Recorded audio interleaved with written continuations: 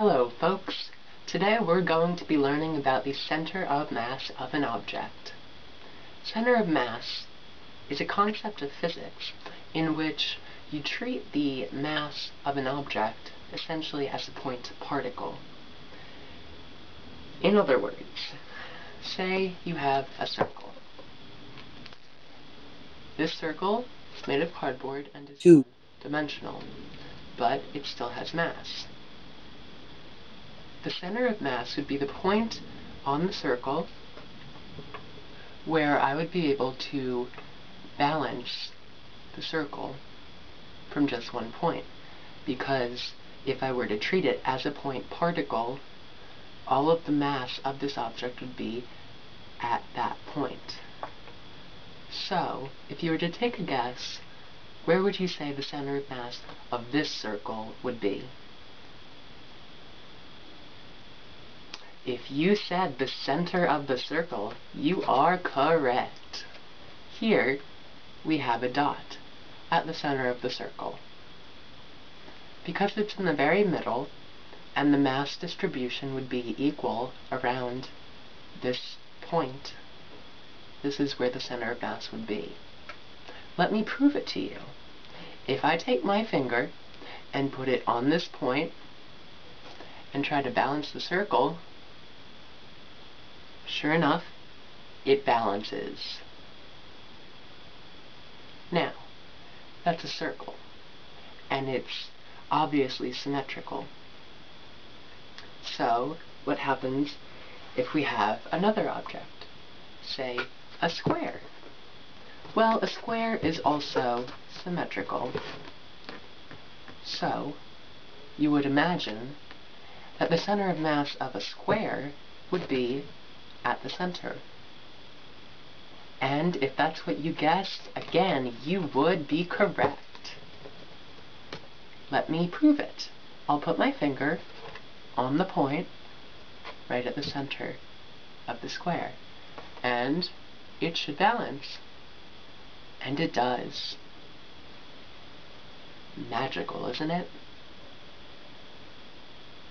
Now that we know how to find the center of mass of a symmetrically shaped object, you might be wondering, how do you find the mass of an object that is not symmetrical? Let me show you a method that will help you find the center of mass of an object such as this. We'll take a pencil or some other object. You could use a nail or a thumbtack if you want, and we'll hang an object like this from it. So, here you have your object.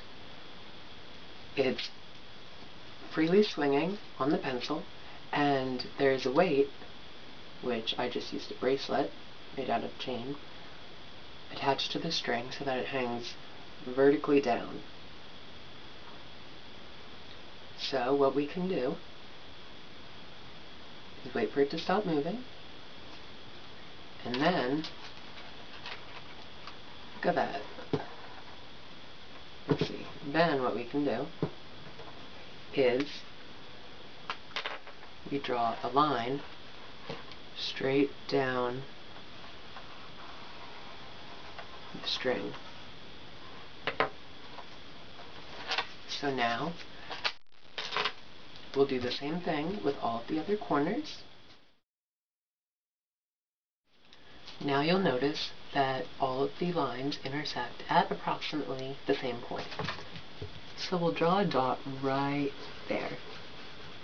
And this should end up being the location of the center of mass of this object. So let's find out. I'll put my finger right on the dot, and it should balance, which it does. I can move it this way and this way. So, there you have it. This dot is the center of mass of this object. And so there is a technique that you can use when you're trying to find the center of mass of an object that is not symmetrical or equilateral. For this next demonstration, I'm going to show you all a really cool party trick. Whenever you go out and have a hot night out on the town with all your friends, you can show them this really exciting trick and be the talk of the town. For this party trick, you will need 1 cup, nicely weighted, 1 toothpick, and 1 spoon and fork wedged together like so. In this party trick, we're going to be determining the center of mass of the spoon and the fork. In order to do this, we will place the cup here, like so.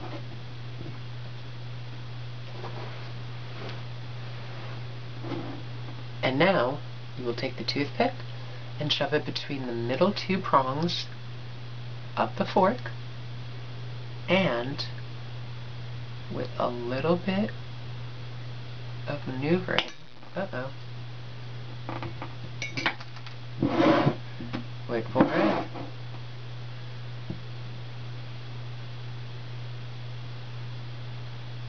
we should be able to balance the fork and the spoon, like so. The reason that the fork and spoon are being suspended is because we have actually found the center of mass of the system. Right here, where the toothpick is supported by the lip of the cup, is the location of the center of mass of the spoon and the fork. Because the cup is supporting the toothpick at this point, and the toothpick in turn is supporting the spoon and fork over here, the spoon and fork are both suspended and remain in equilibrium. Now, if you think this part is cool, just you wait and see what's next. We found the center of mass, and now to make things interesting, we're going to be using matches. So for this part, be very careful. You light the match and burn the inside part of the toothpick, and watch what happens.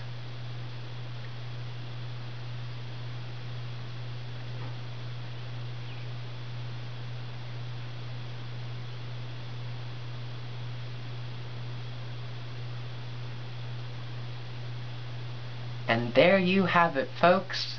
The system is still in equilibrium, and the center of mass has not been disrupted.